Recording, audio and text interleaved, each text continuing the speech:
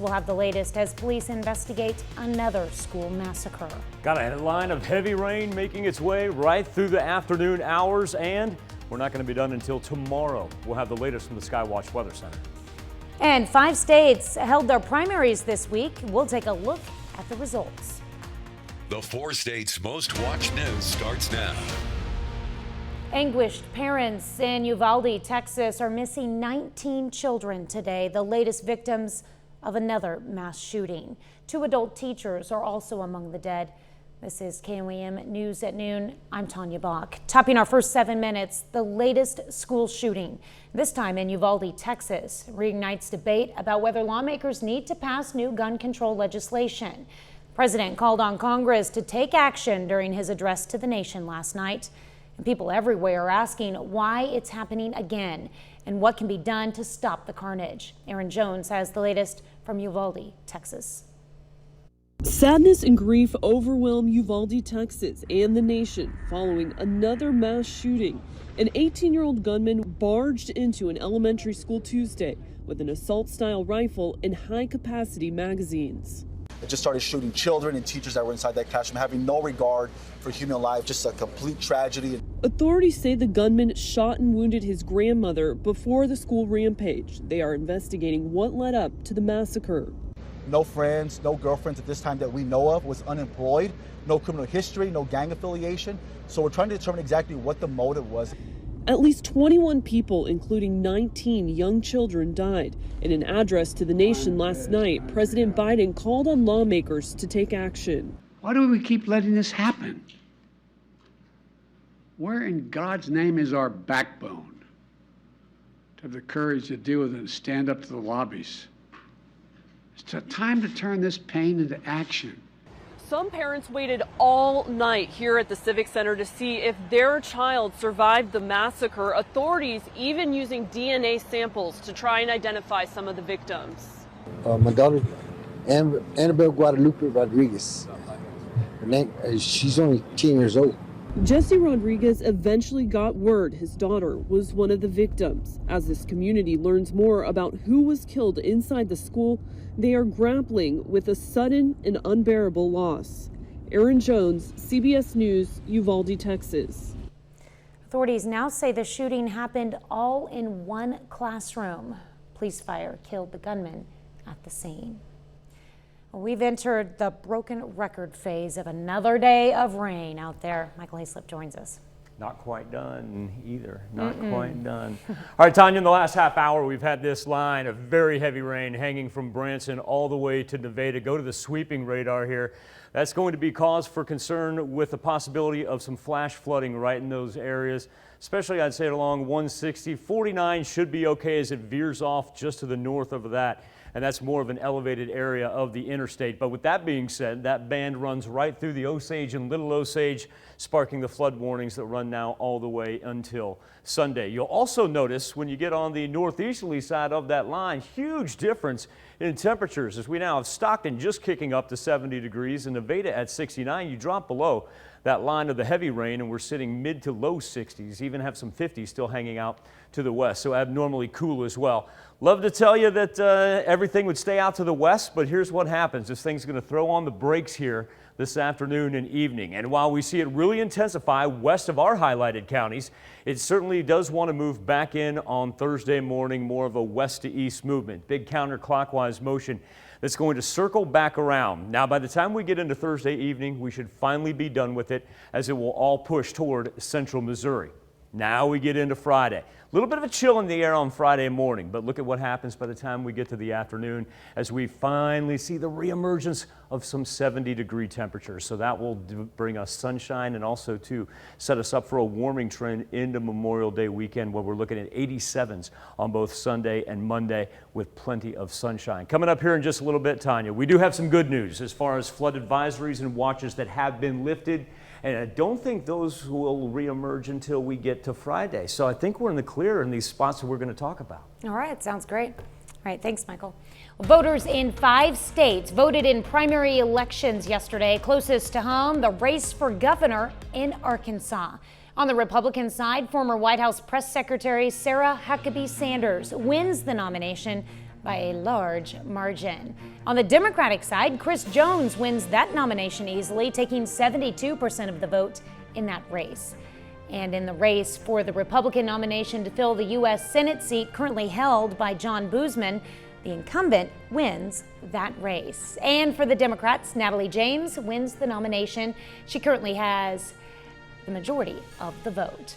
And you can find the latest results for other Arkansas races on our website at KOAMnewsnow.com. Some of the biggest primary news comes from Georgia, where Republican Governor Brian Kemp beat his Trump-backed challenger, former Senator David Perdue. It was one of several defeats for candidates backed by the former president. But Trump's choice in the Georgia Senate race, football legend Herschel Walker, easily won the GOP nomination. Ed O'Keefe is in Atlanta. There were contests in 5 states across the country Tuesday night, but the ones here in Georgia probably had the most at stake. In his acceptance speech, Republican Governor Brian Kemp made no mention of former President Donald Trump, who campaigned hard against him, instead keeping his focus on economic development and reopening the state during the pandemic. He also kept his focus on his new Democratic opponent, Stacey Abrams. They faced off 4 years ago, and she says she tried telling Georgians then electing Kemp would be a mistake. She plans to do it again. Meanwhile, Republican former football star Herschel Walker now faces Democratic Senator Raphael Warnock in a race that could eventually cost tens of millions of dollars, as it's one of the few competitive races that could determine who controls the Senate next year. And the Georgia elections official who stood up most prominently to former President Trump and told him he wouldn't change the results of Georgia's 2020 elections, that's Secretary of State Brad Raffensperger. Well, he fended off several challengers, one of them prominently backed by the former president as well. Now, down in Texas, the Bush political dynasty may have come to an end, at least for now. State Attorney General Ken Paxton defeated George P. Bush in a primary. He's the grandson and nephew of the former President Bush. Republican primaries will continue across the country through the summer. The former president plans to engage in many of them, but at least here in Georgia, he had a bit of a losing record. Ed O'Keefe, CBS News, Atlanta. That's a look at today's top stories and weather in our first 7 minutes. Up next on KOAM News at noon, Joplin businesses attend a workshop to learn how to recruit, retain, and attract workers to the area. And later, we're making anti-pasta stuffed shells in the Mr. Food Test Kitchen. Joplin's unemployment rate is currently a little more than 2%, meaning most people who want a job have one. But area businesses still struggle to find workers and are now looking for employees outside of the area. KOAM's Bronte Sorotsky has more on how local organizations are helping area businesses find employees. In 2021, a record 47 million workers quit their jobs. And local experts say while the pandemic played a role, it wasn't the cause of this mass resignation. There's no magic cure. We can't just tap our heels together and fix it. It's a systemic issue. It's been happening for years, even pre-pandemic. So the Joplin Chamber joined forces with the local organization LifeWork Talent to give area businesses an understanding of the current workforce and help them work on recruiting, retaining, and attracting workers to Joplin. What we see from our clients is they can't find people, they can't keep people. A lot of times the people that they find will be there a week or two and then they're gone. Sometimes they're leaving a crew because of a 50-cent pay difference. One issue area businesses have said they face is attracting people and keeping them in the Joplin area. One of the things that we've heard from area employers is just that they're having a hard time recruiting people to come live here in Joplin. And we all know it's a great place to live and work. So we're just going to give these employers some tools to help them convince others that it's a great place to live and work. Those tools include things like digital instruments businesses can put on their website, highlighting certain areas of Joplin to recruit more people. We're hoping that they really get some tools and some information that will help them recruit quality employees to this region and to their companies, but also keep their good, skilled employees. Employee retention is another issue and something Osley says needs to be addressed as much as the workforce shortage. You need to put resources and energy into your internal workforce, otherwise they're going to leave you. You're basically pouring money into a bucket with holes if you don't also care about keeping and retaining your current workforce. In Joplin, Bronte Sorotsky, KOAM News. You can find more information about ways to recruit employees on our website at KOAMnewsnow.com. Still to come on the KOAM News at Noon, Mr. Food. Make sure your camera is ready as soon as these hit the table, or you'll miss a chance to get a shot of them. They disappear that quickly. But first, Michael Hayslip returns with your complete forecast. One step closer each and every time we talk about it. We're one step closer to getting rid of the rain, and remember, we're going to have a beautiful Memorial Day weekend in store. Took the camera there at 7th and Rangeline, pointed it down to the south, because when we get to the radar, you'll notice that it's void of any rain, but then you look at that dark cloud on the horizon right there and you go, okay. Mother Nature appears a far cry from being over. As a matter of fact, she does not want to give up in southwest Missouri, that is for sure. This line of intense rain, part of a cold front that's passing through right now, advancing off to the north-northeast, still sweeping from Branson, then right through Springfield, all the way up north of Nevada over I-49. Stockton in the midst of it as well. This is going to be our greatest concern for possibly some flash flooding with the amount of rain that is dropping currently as we speak. Then as we transition over into southeast Kansas, shower activity that we've had all morning long. Good eastwardly push, so now those two bands are connected. This is what I was talking about, a little patch just south of Joplin, but of course we've got more rain that's eventually going to move in from the south. When we look at that band that we were talking about, we've seen an increase in our 48-hour precipitation totals, now moving up about 1.5 inches. Most of southwest Missouri was still sitting in about that 1/10 to 1/4 of an inch early this morning, but now we're going to see that pile up. Of course, portions of southeast Kansas easily 1.5 to 2 inches. And then as we drop south of I-44, this is where we had our flood watches this morning for Newton, McDonald, and Berry County. However, National Weather Service has allowed those to expire. It's going to be a while, though, before some of our rivers expire, namely the Osage, Little Osage, those running all the way until 2:30. But speaking of some good river news, all we have left on the Neosho River is a flood advisory down by Commerce and Miami. Well, of course, yesterday, that was a flood warning that stretched through every gauge you could think of, whether it be Oswego, Parsons, Chanute. Those were all part of that warning. That has now been allowed to expire, and currently no watches, advisories, or warnings throughout southeast Kansas. Give you an idea here exactly where everything down to the south is coming. We really have seen everything lighten up, as it is still shower activity that's going to be headed our way and dominate us for the rest of the day into tomorrow. But minus our one line of the yellow, the red, and the orange that we're seeing right there, not a whole lot down to the south that looks like it wants to bubble up on us and come bite us. And that's why the severe thunderstorm risk map, once again, everything shifts to the east. Great Lakes, southeast, that's going to be the greatest threat for severe thunderstorms. But now that we've got a better reading on the rain that we've picked up ever since the weekend was here, take that 10.5, add that 0.62, 2022 going to end up about the 5th wettest May on record at Joplin Regional Airport. Now, we talked a little bit about that cold front that was spawning that line of definitive rain. And so while we see 63 in Joplin and we're not going to have much movement, look at the warmer temps on the backside of the cold front. You work up to the northwest, Stockton already sitting at 70, Nevada at 69, but everybody down here to the southwest of it probably not going to have much motion as far as temperatures go. Big ridge at the trough of the jet stream digging down there. They've already had severe thunderstorm warnings and even tornado warnings for the deep southeast earlier this morning.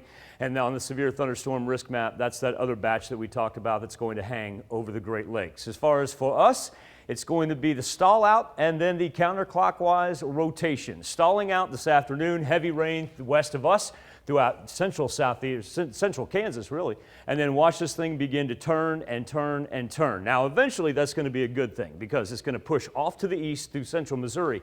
But our timeline here is going to take a little bit to get there. That is for sure. Thursday night, we can push all of it out. Wake up Friday, a little bit chilly. Friday afternoon, we won't know what to do with ourselves. We're going to have sunshine and temperatures in the 70s. Speaking of not knowing what to do, what are we going to do with consecutive days of sunshine and temperatures in the 80s? It's been a while since we can say that, since we've been talking about close to record-breaking May rainfall. But that's exactly what we'll have, Tanya, for Memorial Day weekend. All right. So I think we're going to end up 5th wettest at Joplin. I'm going to put us about 6th or 7th wettest in Parsons. Chanute, on the other hand, even with the rain that they've had in southeast Kansas, probably not going to crack the top 10. All right.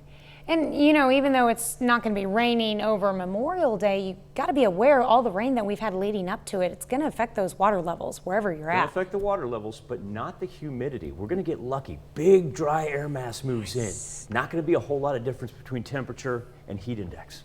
Best thing I've heard all day. I tried to finish on some good news. All right, thanks, Michael. We take this time to honor today's four-state hero, Staff Sergeant Elmer Pettibon in the U.S. Army. Soldier from Deerfield, Missouri, joined the Company 3 44th Division of the 71st Infantry in 1943. He earned the Good Conduct Medal, the Infantry Badge, and the European Campaign Ribbon with 3 battle stars. To Staff Sergeant Elmer Pettibon, we thank you, our four-state hero. If you're looking for a new spin on an old recipe for Memorial Weekend, this dish just might be the one. Howard shows us how to make antipasto stuffed shells in the Mr. Food Test Kitchen.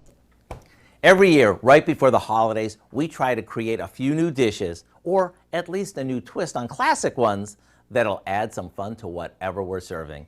And with Memorial Day right around the corner, I want to share with you something that'll make this year's family get-together even more exciting than Aunt Mary's gelatin mold that has all sorts of stuff floating in it. We start by cooking up some jumbo pasta shells. Once they're tender, we drain them, and while they cool, we mix together some deli ham and salami that we cut into chunks, some chopped tomatoes and cubes, a can of sliced black olives, chopped red onion, some mozzarella cheese, we cube that up too, and a bit of Italian dressing. After we toss this together, we spoon it into our shells and pop them in the fridge to chill. This will give all the flavors time to come together. When these make their way to the table, topped with some Parmesan cheese, you better grab one quick before they all disappear. So here's what I suggest. Go online and get the recipe for our antipasto stuffed shells so you can make these this weekend. And don't be surprised if you see someone taking a picture of them to post on Pinterest, since they're that cute. I'm Howard with Kelly in the Mr. Food Test Kitchen, where today we found a picture-perfect way for you to say, ooh, it's so good. Here's a look at four-state market prices.